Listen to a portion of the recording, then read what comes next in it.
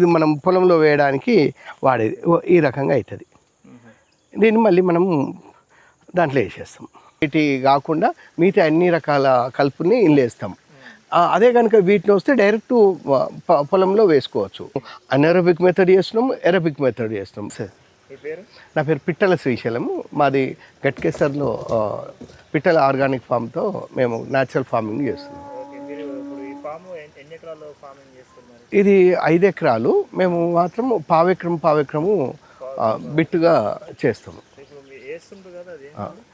ఇది మేము తయారు చేసుకున్న కంపోస్టు, లీఫీ కంపోస్టు. అంటే మన పొలంలో వచ్చిన వ్యర్థాలు ఏవైతే ఉంటాయో వాటినే మళ్ళీ మనం ఎరువుగా తయారు చేసుకొని వాటికి మళ్ళీ అప్లై చేయడం. అంటే from soil two soil, soil నుంచే తీసుకొని మళ్ళీ సాయిల్కే ఇవ్వడం. ఆ సూత్రం ప్రకారంగా మేము ఇది ఒక 18 రోజులలో దీన్ని ఎరువుగా మార్చే ప్రక్రియని ఇప్ థెరపీ అంటే మామూలుగా చేసి. అవును, ఇది 18 రోజులు దినం తప్పించి దినము మేము కలుపుతూ ఉంటాము. కలపడంతో అది అవుతుంది. అంటే మేము 3 రకాల ఇంగ్రీడియంట్స్ని మేము వాడతాము. ఏంది పచ్చిది కలుపు ముక్కలు చేసుకుంటాం, తర్వాత ఎండుది, ఆ తర్వాత పచ్చి పెండ.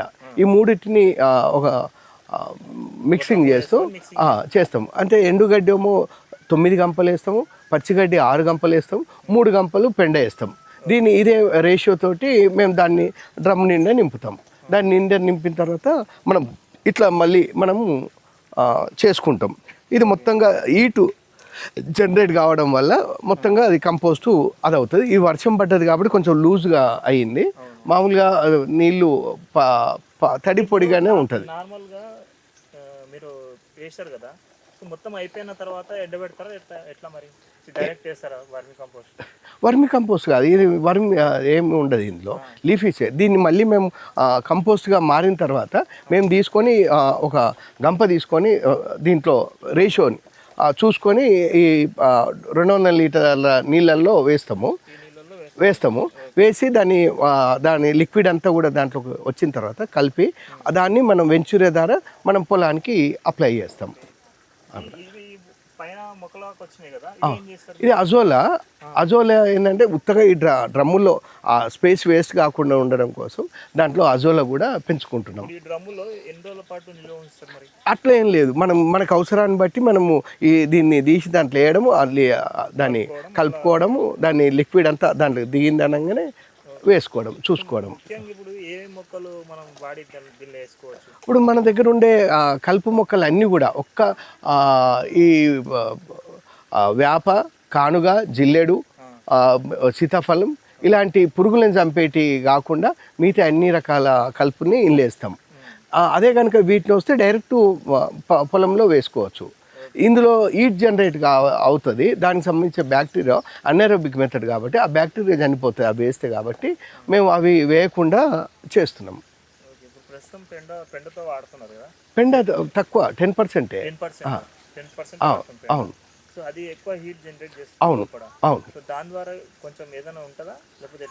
అది హీట్ జనరేట్ చేయడం కోసము, అది తర్వాత మాయిశ్చర్ని కంట్రోల్ చేసుకోవడం కోసం పచ్చిది, డ్రైది వీటిని మూడింటిని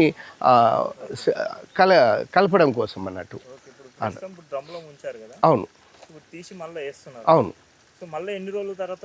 మళ్ళీ దినం తప్పింది. ఈ కంపోస్టు మనకు 18 రోజులు అనుకున్న దగ్గర నీళ్ళు పడి ఇప్పుడు ఎక్కువ రోజులు పడింది అనుకో, మళ్ళీ ఇంకొన్ని రోజులు ఆపుతాము. అట్లా మొత్తంగా తడి పొడిగా ఉండేంత వరకు దీన్ని ఉంచుతాం. తడి పొడిగా ఉండేంత వరకు వచ్చిందనుకో, ఈ లీఫ్ అంతా కూడా అయిపోయిన తర్వాత నిజానికి ఏదైనా కప్పు ఉన్న చోట పెట్టుకుంటే ఇబ్బంది ఉండదు.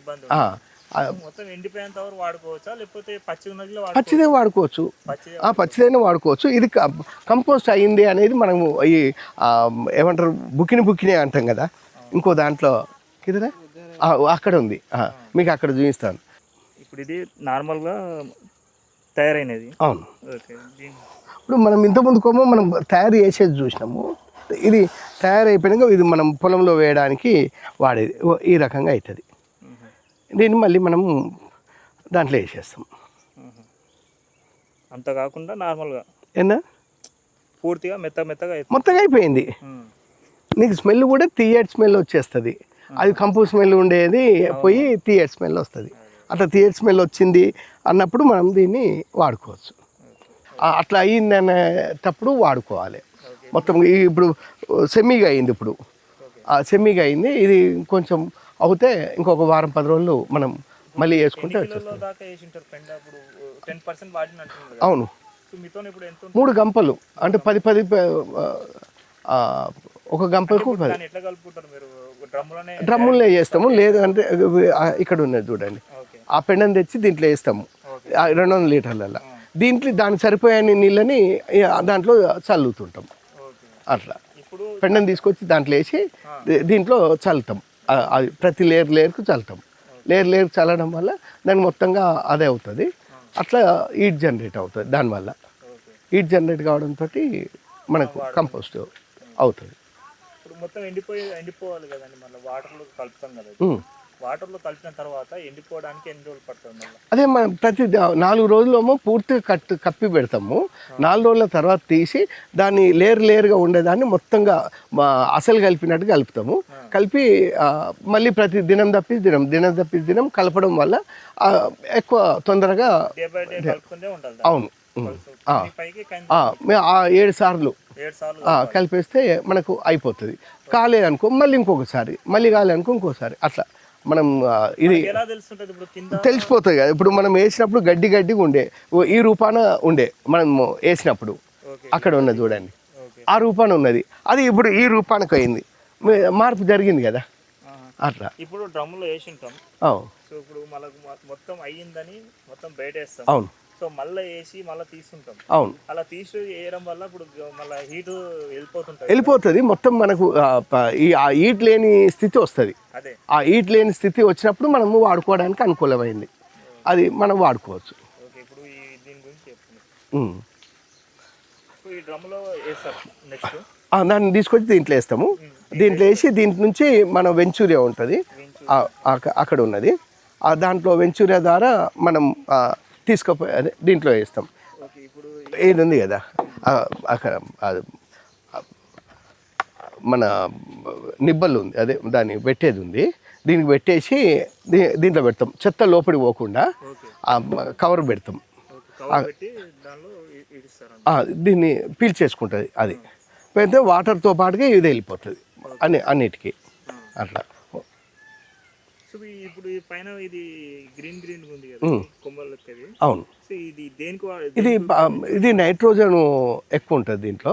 కాబట్టి కోళ్ళకు, పశువులకు పచ్చిది వేయచ్చు.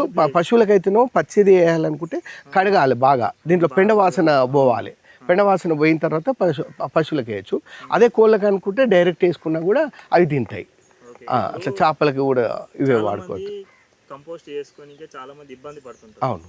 సో మీ సలహాతోన ఏం చెప్తారు? ఇప్పుడు కంపోస్టు చేసుకోవడానికి పెద్ద సమస్య ఏం లేదు. మనకు మన పొలంలో వచ్చిన వేస్టేజ్ తోటే కంపోస్ట్ చేసుకోవచ్చు. అట్లా అని చెప్పి వర్మి కంపోస్ట్ ఇంకోటి వేయాల్సిన పని లేదు. ఇట్లా మనం 2 రకాల మెథడ్లు. మేము అనెరోబిక్ మెథడ్ చేస్తున్నాం, ఎరోబిక్ మెథడ్ చేస్తున్నాం. 2 ఉన్నాయి. ఎరోబిక్ మెథడ్లో డైరెక్ట్ మేము ఇక్కడ 2 ఫీట్ల మినిమం మ్యాక్సిమం 20 డేస్ అట్లా అవుతుంది. ఏది నెల రోజులు కానీ 3 నెలలు కానీ నష్టమేం లేదు కదా. మనం కొత్తగా మనం దీన్ని ఏం చేస్తున్నాం, కంపోస్ట్ అవుతుంది. ఎక్కువ రోజులైనా కూడా మనకి ఇబ్బంది ఏం లేదు. మనం వాడుకోవడానికి అనుకూలంగా ఉంటుంది. ఇప్పుడు దీంట్లో వేస్తున్నాము, అది మళ్ళీ ఒకసారి వేసినామంటే మళ్ళీ కలుపు లేదు దాంట్లో. దానిపైన మళ్ళీ మనం ఒక లేయరు మట్టి పోసి మనం ఈ కోకోపీటు తర్వాత మన బయోచారు కంపోస్టు వేస్తున్నాము. వేసి దాంట్లో మొక్కలు పెడుతున్నాం. అట్లా ఆటోమేటిక్గా కింద కంపోస్ట్ అవుతుంది, వేర్లు కిందకి పోతూ ఉంటాయి. ఆటోమేటిక్గా అది ఎక్కువ అది అవుతుంది అన్నట్టు. మనకు లూజ్ కూడా ఉంటుంది, పోరస్ ఎక్కువ ఉంటుంది. అట్లా మీ ఇన్స్పిరేషన్తోనే ఇలా తయారు చేసుకుంటున్నారు. రైతులకు ఏం చెప్తారండి మరి? ఇట్లా మనం కంపోస్ట్ని మన దగ్గర వచ్చిన కలుపు వస్తుందని భయపడకుండా ఆ కలుపునే పెట్టుబడిగా మార్చుకొని మనం దాన్ని కనుక మనం ఇట్లా ఎరువుగా తయారు చేసుకుంటే మనకు అదనపు ఆదాయం, అంటే మనం బయట ఖర్చు పెట్టుకోలేకుంటాం కాబట్టి అదనపు ఆదాయంగా భావించుకోవచ్చు. దాన్ని చేసుకుంటే మనకే లాభం అవుతుంది. అట్లా మనం బయట మార్కెట్ మీద ఆధారపడి మనం దాని నుంచి ఇట్లా కొనుక్కొని రాకుండా డిఏపి యూరియా అని మిగతా కొనుక్కొని వస్తారు కదా, అట్లాగే కాకుండా న్యాచురల్ ఫార్మింగ్ వాళ్ళు కూడా బయో ఫెర్టిలైజర్స్ వాడుతున్నారు. అవి కూడా మనం చేయాల్సిన పని లేదు. ఇప్పుడు చాలా మంది మొక్కలకు ఎరువులు వేసిన తర్వాత కెమికల్స్ కొడుతుంటారు, మందులు కానీ కానీ. సో మీరేమో మందులు కొడతారు ఇప్పుడు? మేము ఏవి కొట్టము. మనం కొట్టాలనుకుంటే వేప కషాయం కానీ, గానుగ కానీ, సీతాఫలం కషాయం వాడతాము. మరి వీటి కూడా కంట్రోల్ కాలే అంటే మేము హోమియో మెడిసిన్స్ ఉంటాయి, ఒక పంపుకు 2 రూపాయల నుంచి 3 రూపాయల పైసలు పడుతుంది. కాబట్టి మనం పెద్దగా ఖర్చు లేనిది కాబట్టి హోమియో మెడిసిన్స్ మేము అప్లై చేస్తాం. మీ ఇన్స్పిరేషన్తోన చాలామంది రైతులు ముందుకు రావాలని కోరుతున్నామండి. Thank you. Okay, thank you.